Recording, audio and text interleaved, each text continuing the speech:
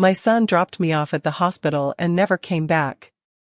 I thought maybe something happened to him until I checked my bank account and saw it drained. He took my insurance money while I was recovering from a stroke. Before I begin my story, I just want to say thank you for listening to me pour my heart out. Let me know in the comments where you're listening from and what time it is. I love hearing from you. And if you haven't already, please hit the subscribe button. It helps me more than you know. Now, let me tell you my story. I woke up to a ceiling I didn't recognize and four in my arm and a monitor beeping too loud for my liking. My throat was dry, my tongue heavy, and there was a strange pressure on the left side of my face. Took a few seconds before I realized where I was and why. Hospital throat. That word hit like a brick. I remembered sipping my peppermint tea on the porch when my hand started trembling. Then my mouth. I dropped the cup and knocked the table. I managed to call Reggie, my son. He came quick, or at least he sounded like he did. Told me not to worry, that everything would be okay, that I'd be in good hands. He held my purse in one hand and my shoulder with the other. That was the last time I saw him. The nurse checked my vitals later that morning. I asked, "Has my son been by?" She hesitated. "Not today, Miss Shaw, but maybe later." Later came and went. So did the next day. Then the next. No flowers, no fresh clothes, no one. By the fourth day, I stopped asking. By the fifth, the discharge nurse looked at me with pity and said, "Do you have someone picking you up?" I lied. Yes. I took the discharge papers in one hand and called a cab with the other. Thank God I still had $20 tucked behind my ID card. I hadn't touched it since Christmas. The cab driver didn't talk. I appreciated that. My voice still felt like it belonged to someone else. When I got home, everything was still and cold. The porch light was out. My plants were dying. The mail was stacked high and untouched.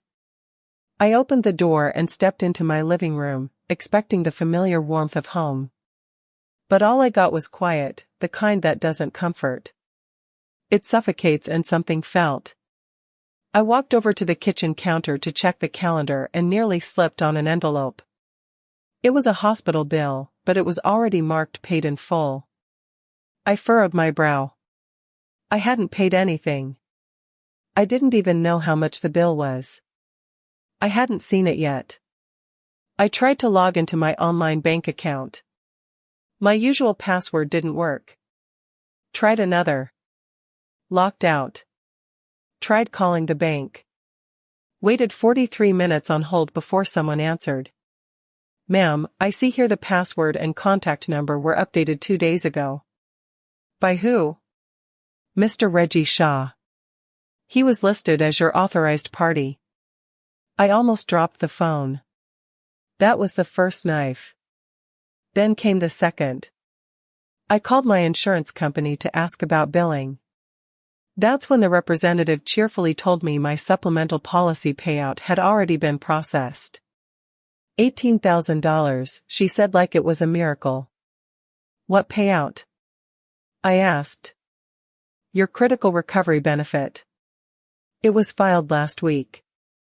The funds were released and deposited into the account ending in 0944. I never filed anything." "Can you tell me the name on the account?" I asked Ray Shaw. "It says he's your son." That was the moment I stopped shaking. Not because the fear was gone, but because the fury had arrived. I thanked her, hung up, and sat down in the kitchen chair where I used to grade Reggie's homework. Where I used to cry after bills and pray after work and plan his birthday cakes on a notepad. It had scratches in the wood from his toddler years. It still had his initials carved in the underside. And now he had used my own name to steal my future. He didn't just take money. He took my dignity, my security, and every ounce of faith I had left in him. Left me lying in a hospital bed alone while he smiled for Instagram and drank champagne. That night, I didn't cry. I didn't scream. I opened my hallway closet and dug out an old manila envelope with a card I hadn't touched in 22 years. It was from a girl named Sonia Blanchard, one of my brightest former students. She sent it after she passed the bar, said, "If you ever need me, Miss Shaw, I'll be there." I picked up the phone. She answered on the second ring. "Blanchard Law Sonia," I said, "it's Miss Shaw." She gasped. "Miss Shaw, is everything okay?" "No," I said, "but it's about to be." I told her everything about the hospital, the account changes, the fake claim, the forged access. She didn't interrupt once. He just listened like the student she used to be. When I finished, her voice had changed. "Reggie messed with the wrong woman," she said. "Good," I replied. "Because I'm not the same one who raised him." She set up a time to meet in person. Said she'd pull the account activity and file an emergency freeze. I gave her permission to act on my behalf. For the first time in days, I felt like I could breathe. Not because I had my money back. Not yet, but because I had something better, a plan. They thought I was too old, too slow, too tired to notice. They forgot who taught them how to play the game. Now it was my turn. And I wasn't coming to talk. I was coming to take. Sonia didn't waste time. By the next morning, she had pulled my file, verified the forged documents, and filed a financial fraud report with my insurance company. She also walked me through changing all my banking credentials, setting up identity protection, and requesting a complete statement of every transaction linked to my name over the last 3 months. She read every detail out loud so I could hear it for myself. There was clear as day 3 claim payments, 18,000, 12,000, and another 6.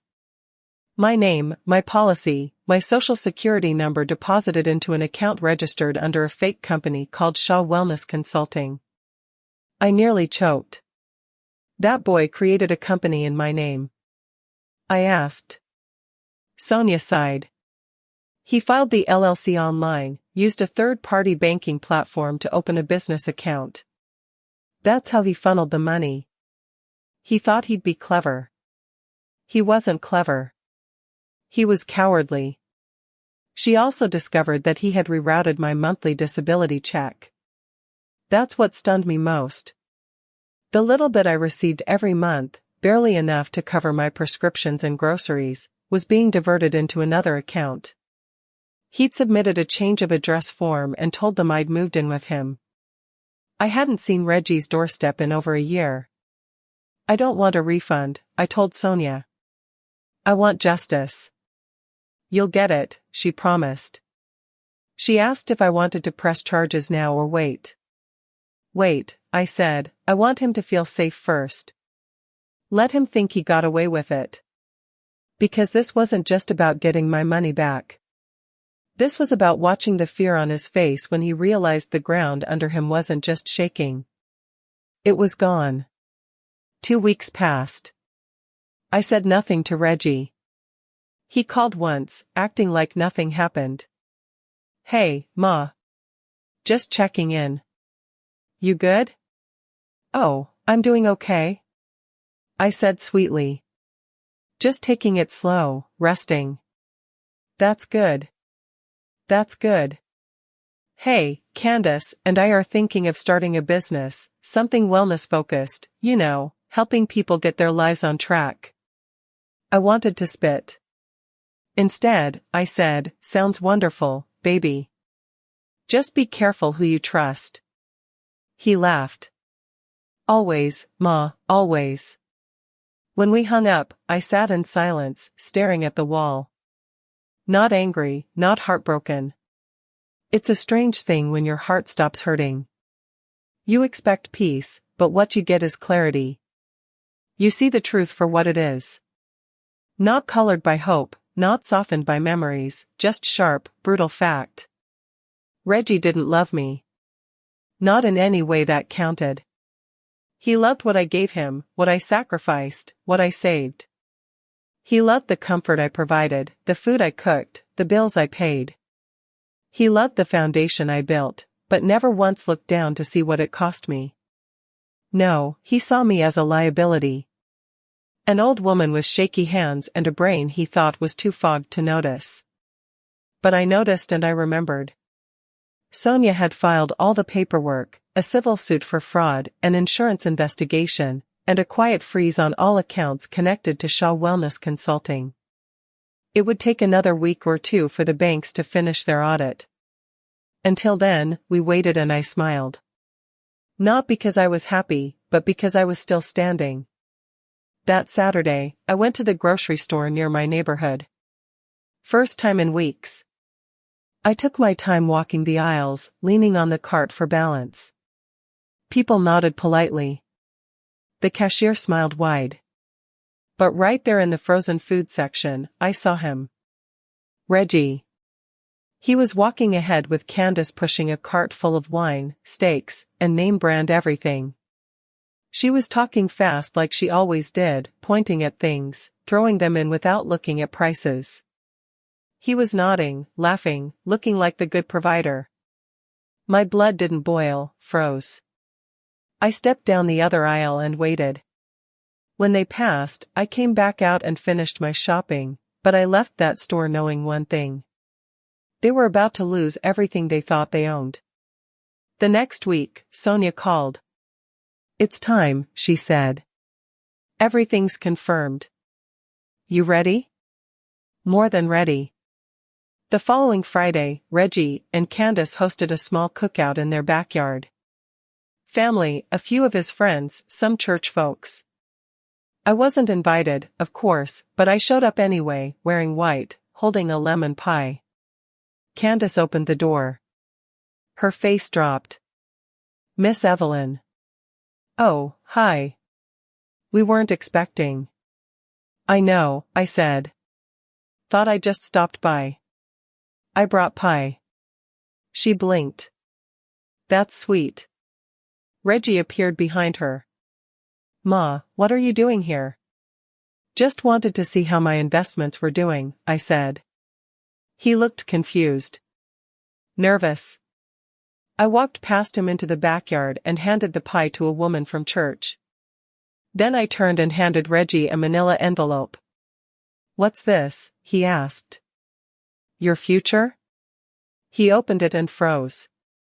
Inside was the court summons, the civil suit for fraud, the insurance documentation, and a printed spreadsheet of every dollar he'd taken. Candace read over his shoulder. Her face went pale. "You told me that money was from a bonus." Reggie didn't speak, just stared at me. I patted his shoulder. "Good luck at the hearing, baby. I hear judges don't take kindly to elder fraud these days." And I walked out without a word more that some things don't need to be shouted, they just need to be served cold. It was quiet for 2 days after the cookout. No calls, no texts, no Facebook posts from Reggie. I expected as much. His silence was never out of respect. It was always out of fear. I could picture him sitting at the edge of his bed with that envelope still in his hands, probably reading it for the 10th time, trying to figure out how I pulled it off. How the woman he left in a hospital bed alone had somehow flipped the script. But I wasn't alone. I had Sonia and I had a long memory. I spent those 2 days cleaning my house, not in a rush, not to keep busy, but with intention.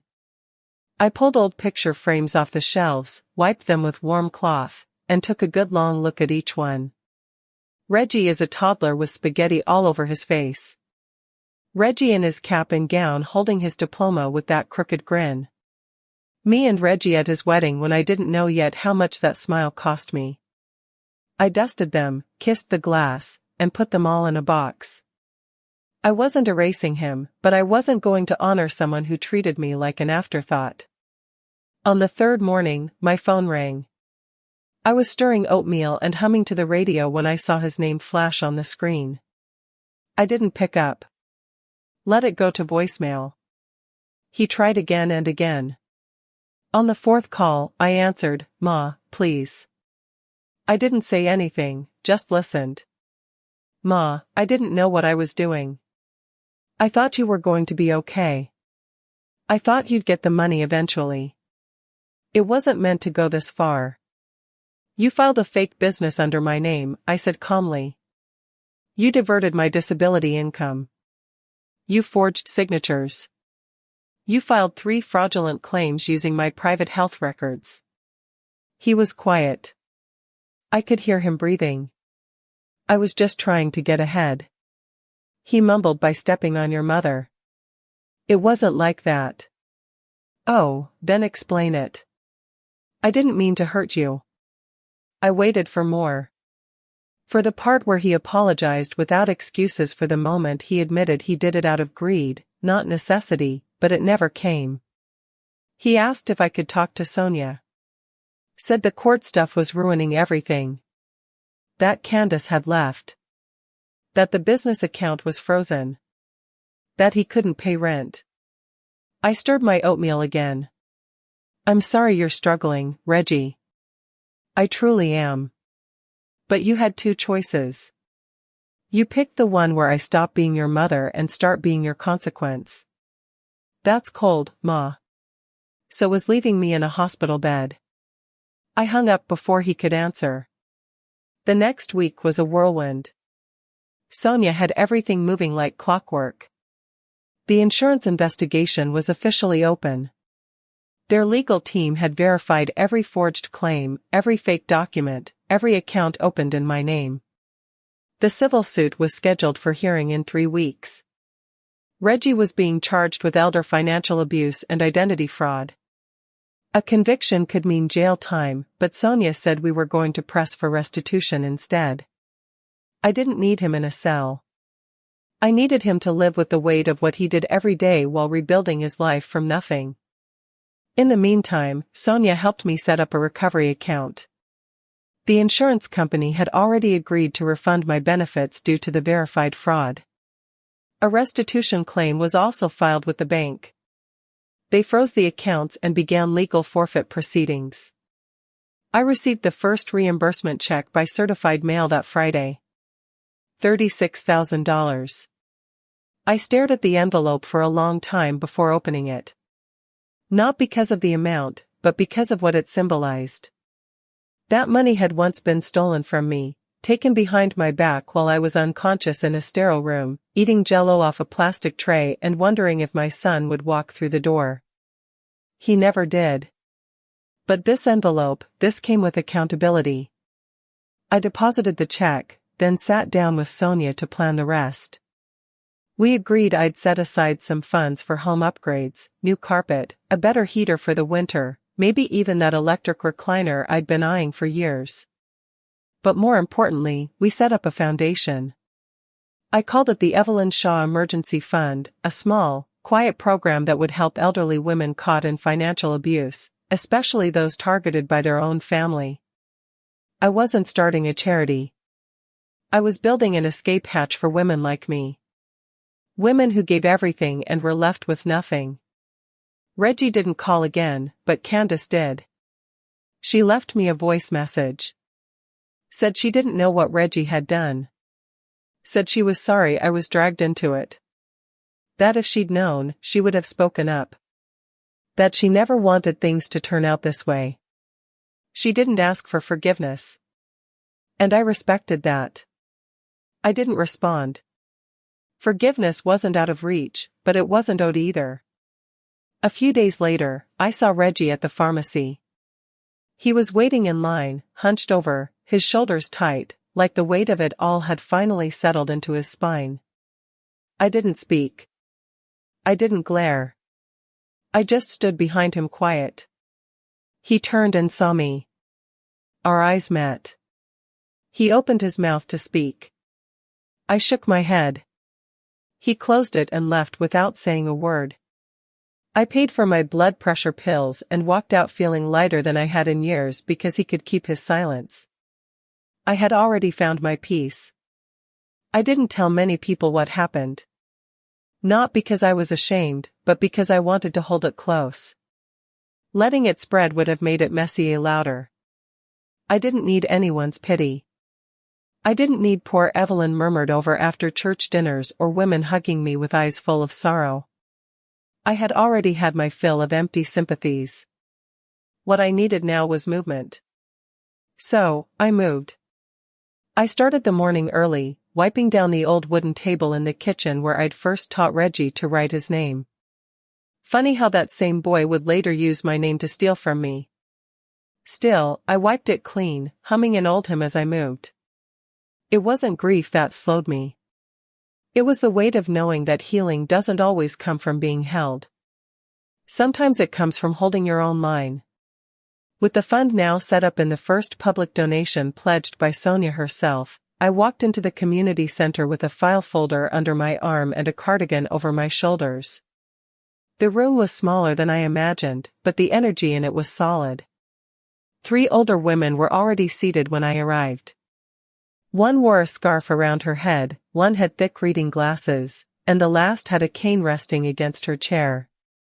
All 3 turned when I walked in, and when they smiled, I saw it. Recognition, not of me personally, but of the pain I carried, of the fight. I introduced myself softly. They didn't need the whole story, just enough to let them know that I'd been through something, too. One of them, Miss Bernardine, said her daughter drained her account by slowly helping with her bills. Another, Gloria, said her grandson had used her card to buy an iPhone and tried to blame it on a hacked account. The third just nodded quietly, but held my hand a little longer than necessary. We didn't cry. We planned. That night, I stood on my porch and watched the sun go down behind the trees. The sky painted in soft blues and sharp golds. I made a promise to myself that whatever came next, I wouldn't just survive it. I'd shape it. My life didn't end in that hospital bed. It restarted with clarity, with purpose, and with a sharpened sense of what it meant to reclaim not just your money, but your voice. The next morning, Sonia called. The court date was confirmed. Reggie would stand before the judge in just under 2 weeks. She'd already spoken to the prosecutor and presented the full fraud record. There was enough evidence to bury him if I wanted to. But I didn't want prison. I wanted repayment. I wanted every cent he took returned. I wanted every sleepless night he caused compensated. I wanted every ounce of pride he stripped from me to cost him something he'd actually feel. Let him keep walking free, but let him walk broke.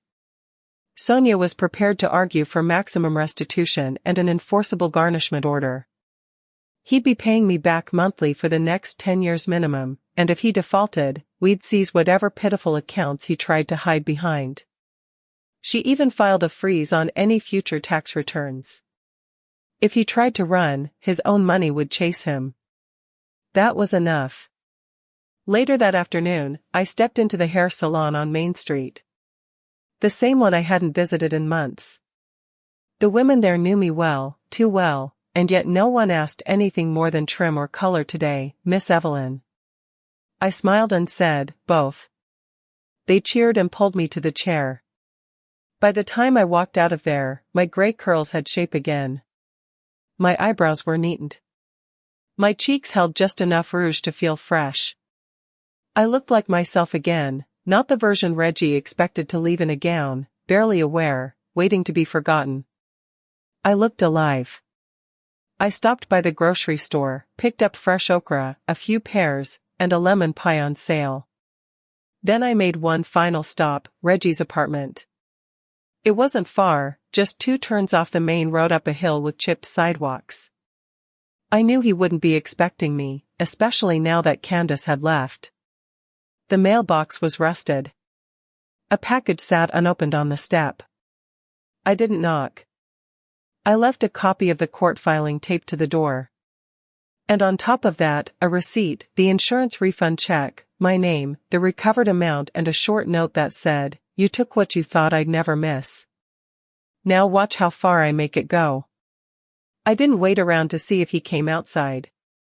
Didn't care if he read it right then or tore it up in front of the mirror. I walked away in silence. Just the sound of my heels on concrete in the wind against my coat. That night, I cooked okra stew with cornbread and sat down with a glass of sweet tea. My TV played softly in the background, some old rerun from the 90s, but my eyes were on the framed certificate Sonia had given me earlier that week. Read POV, Founder Shah, Emergency Fund for Elder Protection, established 2025. I traced the edge of the frame with my finger and smiled. Because now every dollar Reggie paid back wouldn't just sit in my account. It would serve women like me. Women who were forgotten, underestimated, taken for granted. He didn't just pay for what he stole. He paid forward something far bigger. And that's the kind of debt you never shake. The day of the hearing came faster than I expected. I spent the night before ironing my navy blue slacks and pressing the soft-colored blouse I only wore to graduations and funerals. I didn't want to look like a victim. I wanted to look like the woman Reggie tried to erase and failed. When I looked in the mirror, I barely recognized myself.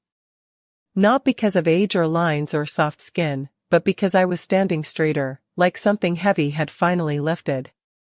Sonia picked me up in a black sedan she borrowed from her firm.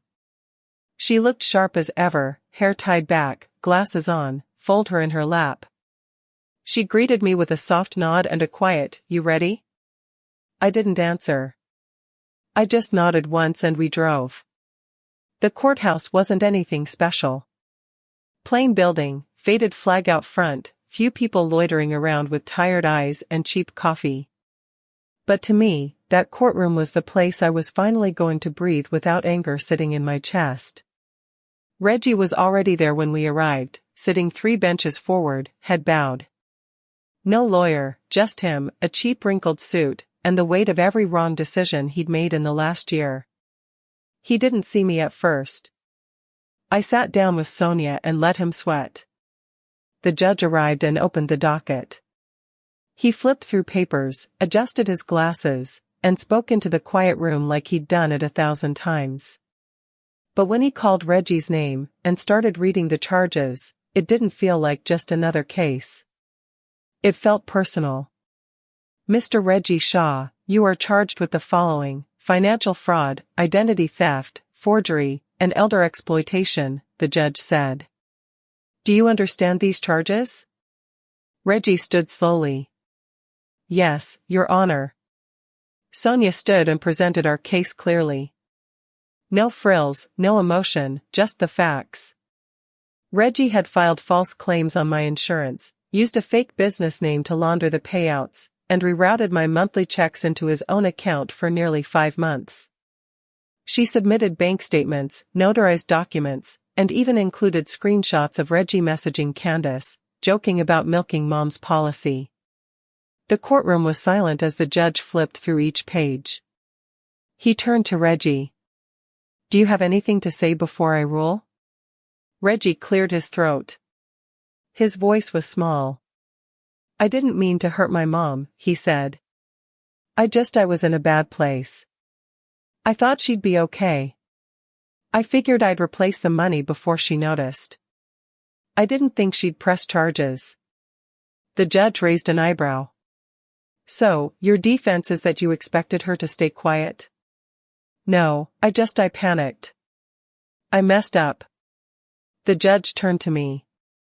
"Miss Shaw, would you like to speak?" I stood slowly. My knees ached, but my back was straight. My son left me in a hospital bed. He used my recovery as an opportunity to steal, not to show care. And he didn't stop after one transaction. He kept going. He changed passwords. He forged documents. He created a whole lie to keep bleeding me dry. So, yes, Your Honor, I noticed. And yes, I pressed charges because if I hadn't, what would have stopped him from doing it again? The judge nodded. "Thank you." I sat back down and squeezed Sonia's hand. When the ruling came, it landed like thunder. Reggie was found liable on all civil counts. The judge issued a full restitution order. $43,800 to be paid over the next 10 years with wage garnishment applied to any form of income. All fraudulent accounts were frozen. If he missed a single payment, a felony fraud case would be reopened and he would face criminal sentencing. It wasn't jail, but it was something better. He'd be reminded of what he did every month when the deduction hit his check. Every time he checked his balance, every job he applied to, every tax season. That was the kind of punishment that lingers. That reshapes a man's spine over time. After the hearing, Reggie approached me in the hallway. His voice was cracked, eyes damp. He looked like he hadn't eaten in days. "Ma," he said, "I just wanted to say I'm sorry." "I know that. Don't fix it." I didn't say anything." He kept going. Candace left. She moved back with her sister. The business is gone. I'm trying to find work, but with the freeze. I held up my hand. "I didn't come here to hear about your consequences," I said. "I came here to collect on what's mine." He blinked hard. "I really messed up." "You didn't mess up," I said. "You made choices over and over. You chose yourself. Now I'm choosing me." He tried to speak again, but I turned and walked away. Later that evening, I sat on my porch with a blanket over my knees, listening to crickets and sipping warm tea. I wasn't angry. I wasn't triumphant. I was still. The kind of stillness that comes after surviving a storm you didn't ask for. I opened the envelope Sonia had handed me. Inside was the formal court record, the settlement terms, and the first monthly restitution deposit. Direct transfer, automatic. He wouldn't be able to stop it even if he tried. I flipped through the papers, then placed them under my Bible. Then I walked into my kitchen and opened a notebook. At the top, I wrote Shaw Emergency Fund Expansion Plan. Because while Reggie had stolen from me, he had also without meaning to funded something bigger. That money wasn't just repayment. It was restoration. It would go to women like Bernardine and Gloria and the ones who were too ashamed to speak up. Reggie didn't just pay for what he took. He paid for something righteous. And every time his account emptied, I'd be filling someone else's cup. People say revenge is loud. That it's fire and fury and screaming at the top of your lungs. But that's not how it really is. Not for people like me. For women like me, older, overlooked, written off. Revenge is quiet. It's steady. It's the sound of legal documents sliding across a wooden bench. It's a signature written in calm hands. It's your son staring at you from across a courtroom, realizing you're not the fragile woman he thought he could fool. A month after the court ruling, the first payment hit my account. $438.72. It wasn't the number that mattered. It was the silence that followed. No calls, no texts. Reggie had learned finally that this wasn't a negotiation. I didn't want his tears. I didn't need his apologies. I didn't care about what Candace did or didn't say before she packed her bags. I cared that for the next 10 years, my name would appear on his bank statement every single month. A reminder, a scar. That's how I wanted it. Not for spite, but because if I didn't remind him of what he did, he'd forget. And forgetting would mean he could do it again to someone else. Maybe to another mother. Maybe to a woman who didn't have a Sonia or the strength to press charges. I was still living in the same house. Still had the same furniture, the same lace curtains in the living room that my sister said were outdated. But the air was different now. It didn't feel heavy. I could walk through my own home without feeling like someone else's shadow lived there. No more wondering what Reggie was plotting behind my back. No more pretending he just needed time. I didn't cry anymore. I started sleeping deeper. The community fund was growing faster than I imagined. We hosted a small luncheon at the church basement. Nothing fancy, just sandwiches and sweet tea and a sheet cake with Shaw Fund launch written in blue icing. We didn't need a fancy banquet. We had stories. Women came up to me after and whispered thank yous like I'd done something heroic. I hadn't. I just decided not to be quiet anymore. One woman, Doris, said her grandson had taken out a credit card in her name and used it to buy sneakers. She cried when I told her we'd cover the consultation fee with a lawyer. Another lady, Miss Thelma, said her son had been collecting her checks without telling her. I thought I was just forgetful, she said. Turns out I was just trusting the wrong people. Those women reminded me why I kept pushing, why I didn't settle, why I didn't let Reggie Sweet talk his way out of what he did. It wasn't just about me anymore. It was about every woman who gets told she's losing it when really someone else is just stealing. A few weeks later, I was walking out of the pharmacy when I saw Reggie across the street. He didn't see me at first. He was hunched over, checking his phone, dressed in worn-out khakis and a wrinkled shirt. He looked tired.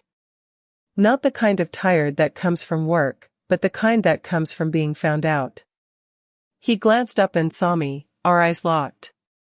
He didn't wave. He didn't smile. He just stood there. I didn't cross the street. I didn't offer him anything. I turned and walked away. That was the power he didn't understand. That I could look at him and feel nothing. Not rage, not guilt, just clarity. 2 days later, a letter arrived in the mail. No return address. I recognized the handwriting, though. I said, "Ma, I know I don't deserve anything from you, but I wanted to let you know I got a job. Warehouse work. First real one I've had in years. I'm not asking for forgiveness. I just wanted you to know I'm paying what I owe. I'll never ask you to change the ruling. I'll never speak on it again. I'm sorry, Reggie." I folded the letter and placed it in a drawer with the court records. Not because I needed to keep it, but because I wanted a reminder of what it took to reclaim my life. The next weekend, Sonia took me to the ribbon-cutting ceremony for our new legal resource room at the community center. She asked me to say a few words. I stood behind the podium in my Sunday best, looked out at a sea of faces, mostly women, and said this. I once trusted someone I loved not to betray me. I thought family meant protection. But when that trust was broken, I had two choices. Stay silent or speak up. I chose my voice. And now, because of that, we're building something that will help other women speak up, too. They clapped. I stepped down and stood beside Sonia as we cut the ribbon together. Later that night, I sat on my porch with the newsletter in my lap and a photo from the event taped to the top. I looked out into the dark, let the breeze wrap around my shoulders like an old friend. I had spent my whole life giving. Now I'd finally taken something back. Not out of anger, out of survival. And from that day forward, every time I saw that monthly deposit in my bank account, I didn't think of Reggie. I thought of every woman who would never again doubt what she deserved.